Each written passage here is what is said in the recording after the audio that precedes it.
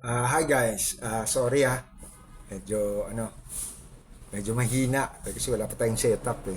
Ano tawag dito? Ito yung lang parang general guidelines lang kung paano i-conduct yung permaculture, indigenous permaculture area site survey, di ba? Ano tawag doon? Meron na kayong checklist, binigay natin yung checklist. Parang guide lang yun, di ba? So, ano muna yung preparation before conducting. So, ang unahin nyo, doon sa last portion, meron parang portion doon na sinasabi yung mga tools na kailangan nyo. So, maps yan. Yan yung mga maps sa mga links para makita nyo yung hazard map. Pwede kayo gumamit ng Google, di ba? Yan yung mga tinatawag natin overlays. Di ba? Para yung observation nyo, madali nyo ma-transfer, madali nyo ma-transfer, tool nyo yon para gumagawa ng site survey. Essentially, yung ginagawa natin is an expanded form of tinatawag permaculture site assessment na ginagamit pang permaculture design kasi bago ka nag-design, di ba, nagsa-site assessment ka. Madali na yan para sa mga nag-permaculture na dito, pero daanan ulit natin lang mabilis kung ano yung paano gawin. Tapos later, mabilis din paano yung method na applying normative culture. Yung tricks of the trade, ika nga, kung paano siya gawin dito on local conditions. So, kung papansin niyo yung checklist na yan, yung mga components, no, kasama na yung pasok sa permaculture site survey. Para madali, ididikit ko yung link ng paano gumawa ng permaculture site survey. 'Di ba? Para yun na yung yun. Ito yung permaculture site survey. Tapos bibigay ko yung link ng PESEL analysis, political, economic, social, technical, ecological, legal. Kung anong ibig sabihin nun. More or less common sense na, 'di ba? Nilalagay mo lang para wala kang makalimutan. Kasi sa permaculture kasi tinitingnan mo ang relationships. Tandaan niya na relationships between the physical edges and the relational edges. So relationship 'yan ng human ecology sa nature. And within the human ecology, relationship between the human organizations, personalities, 'di ba? Ultimo kung mga tribo, what you call this, yung uh, mga professional organizations, NGO, lahat 'yon tinitingnan mo relationship kasi nakaka-apekto 'yon sa nature. Pinag-aaralan mo. Ang particular lang natin na theory na ginagamit is that although yun na rin ngayon ng modern, na-notice nila sa Amazon na ang nature pala, nakalimutan natin part tayo niya. So dati iniisip natin ang humans talaga nakakasira ng nature. Pero ngayon kaya interested ang UP Open University is I think, although hindi namin napag-usapan, internationally napapansin na nila na ang healthy environments may kinalaman din yung tawag doon, yung traditional forest management ng mga indigenous people. Katulad sa Amazon, kaya yung ganun kayabong kasi na-realize nila nung nag-LiDAR sila, ang daming cities, nagukay sila, na-analyze nila na bakit ganun, ang daming biochar, daming uling, kaya pala siya mataba. Ganun pala yung ginagawa nilang agrikultura dati, na hindi nakakasira ng kalikasan. Doon mo marirealize na yung sinasabi nga ng mga katutubo na parte pala tayo ng kalikasan, hindi tayo nakaiwalay. So in general, ang ginagawa lang natin, yun ang sinasabi natin, nanunumbalik tayo sa kultura, nare-realize natin part pala tayo ng kalikasan, 'di ba? Kaya ang ginagawa natin is pinag-aaralan natin yung nakalimutan natin para ma-preserve natin, tapos mapalaganap natin at ma-promote natin sa tao, 'di ba? So, yung preparation din yan, lalo na kung Well, normally kasi ganito, no? Madadaanan nyo naman dyan sa checklist eh. So kung ancestral domain kayo, uh, IPRA yun sa legal, kailangan alam nyo. Kung hindi naman kayo, pero may mga IP doon, ganun pa rin. Parang alamin nyo lang yung batas. 'Di ba? Na ano, alamin yung batas, alamin niyo yung ano ba yung klaseng lupa ito ba ay ano, ito ba ay CLOA, ito ba ay anong tawag dito, free patent, ito ba yung sa loob ng ancestral domain, ito ba ay agricultural, 'di ba yung mga ganon, yung mga technical, alamin mo muna lahat 'yon, 'di ba? Ano 'yon? Yan ang use ng checklist. Okay. Tapos yun nga, kinolekta mo na yung mapa mo, yung mga overlays mo. Wala lang, parang unti-unti mo lang.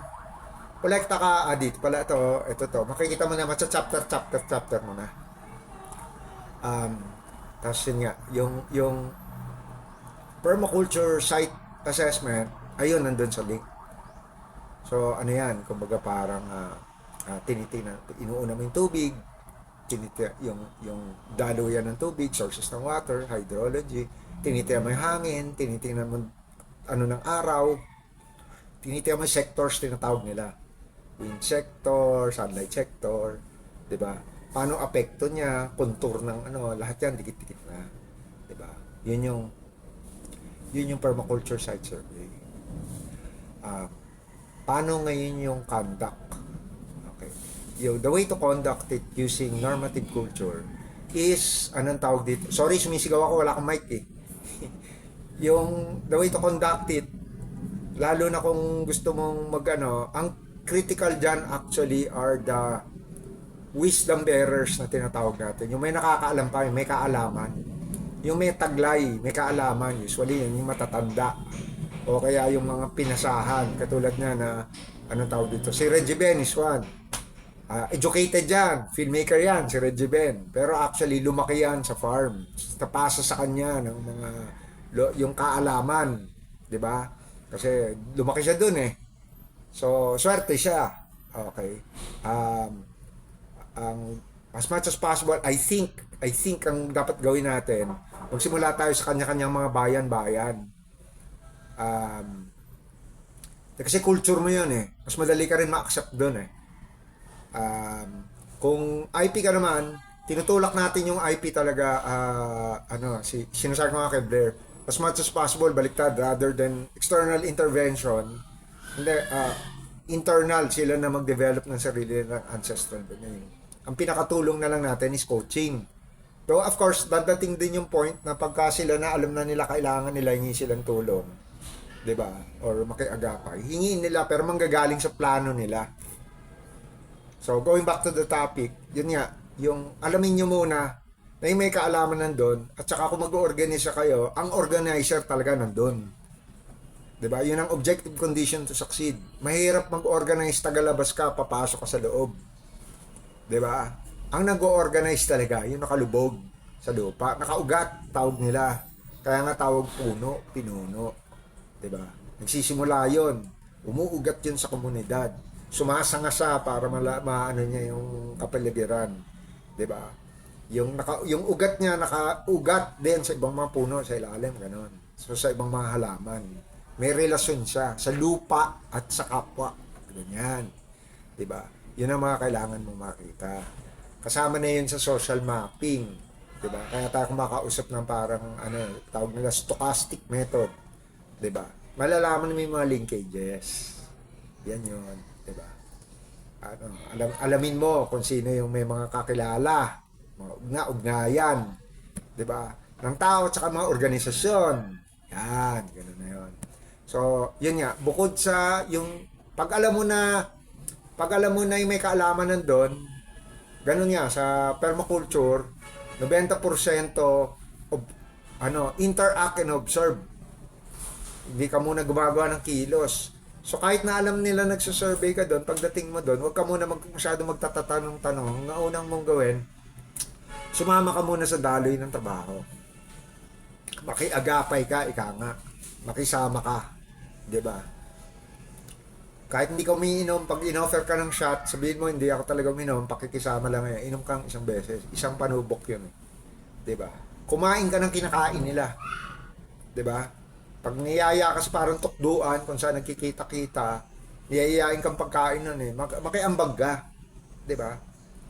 Um, makiambag ka. Tapos dun sa pakikikwento, dahil may checklist ka, habang nagkikwento ka, habang nagkikwento sila, malalaman mo na yung mga ano. Lalabas at lalabas naman yung oportunidad eh. Disimulado, di ba? Malalaman mo na. Pero una kailangan matanggap ka nila. So, ano yun, sulat mo. Tapos, pasukan mo yung worldview nila. Yan, ito common sa lahat ng IP. Sa lahat ng IP, pare-parehong worldview. Di ba? Magagamit mo yun kahit sa rural. Example, hindi matatanggal yan eh. Pagka sabing technological, ecological knowledge. Yung mga bantay sa gubat, tawag ganun. Isang tekniko yon. Alam ba, katulad nun, meron akong time, may kliyente ko nagpa-survey. Hindi naman ako matagal doon, pero ang situation is, yung bantay niya, yung farmhand niya, lumaki doon. 'Di ba? So, nung nandun ako, syempre, alam niya, sasagot siya dahil sinabihan siya ng amo niya eh, na may magsasurvey dyan, magtanong. So, tinanong ko muna, para may rapport kami, sabi ko, meron pa bang bantay dito? So sabi niya, hindi sir, ako yung bantay. Sabi ko, hindi yung taong bantay. Sabi ko, yung bantay, meron pa ba dito? May malalaking puno pa ba dito? Sir, wala na. Sabi ganun, maingay na dito. Si Alisa na sila. Doon magsisimula yun. Diba? Kasi, yung may mga kaalaman na gano'n, ang nangyari sa society natin, tayong so-called edukado, hindi tayo nakikinig sa kanila. So, hindi nila sasabihin sa atin yung kaalaman nila. Dahil kasi, iisipin nila, mamaliitin lang natin sila eh. Pero sila yung may alam eh. 'Di ba? So nakadikit 'yon, yung relasyon. Pati nga yung 'di ba ngayon natutuklasan ng science na sinasabi na matatanda, tama 'yon. Pag may malaking puno, 'di ba? Huwag mo puputulin 'yon kasi dadamdam yung ibang puno. Totoo 'yon, proven na 'yon. Ngayon itong mga nakalubog na may relasyon sa kalikasan, yung kaalaman nila napakalalim. 'Di ba? Sila nakakaalam ng uri ng halaman, sila nakakaalam ng relasyon ng ng hamog. 'Di ba? Hamog sa umaga, 'di ba? Sa tag-init, anong flow ng hangin, alam nila 'yon. 'Di ba? Pero hanapin nyo, sana nandun pa yung mga nakakaalam pa. 'Di ba? Yung nandun pa, naniniwala ko nandun pa eh. Yung na-maintain nila yung sinaunang kaalaman bago dumating yung Green Revolution. Nandyan yan, di ba? Yan ang hanapin natin. So anyway, general lang yon. Gawin lang natin masaya, parang laro. Di ba? Nagsishare lang tayo ng kaalaman.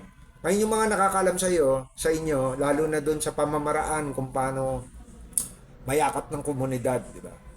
Ano yung mga palatandaan, katulad yung maririnig mo, si Sir pala, hindi na iba. Yiyayain ka sa tukduan, di ba? Ayan, pag niyaya ka na mag-shot, diba? Doon na lalabas. Okay. Tapos yung mga technique na tipong pagkalbaw, masakit katawan mo, may ano ba kayong hilot? Diba? O nausog ako, yung mga ganun salita. Diba? Makikita na nila na, uy, chok. Diba? Hindi ka pala naiba. Naunawaan mo sila. Pareho yung worldview niya. Okay. So, yun lang. Kung meron kayong ibang madadagdag na best practice, pakigawa rin ng video. Ganun lang, share lang tayo. Tapos i-collate natin. Rhizome, di ba yung pinadala ko? Ano tayo? Ano tawag dito? Rhizome method tayo. Parang rhizome tayo, di ba? At saka anong tawag dito may isa pa nakalimutan ko na. Basta ganun nga, yung pinagtutulungan natin, yung binubuo ulit natin yung kaalaman. Ganun din sa traditional, di ba? Yung collective ang nabubuo ng kaalaman. Okay, so yun lang, salamat. At saka tuloy natin yung magandang gawain.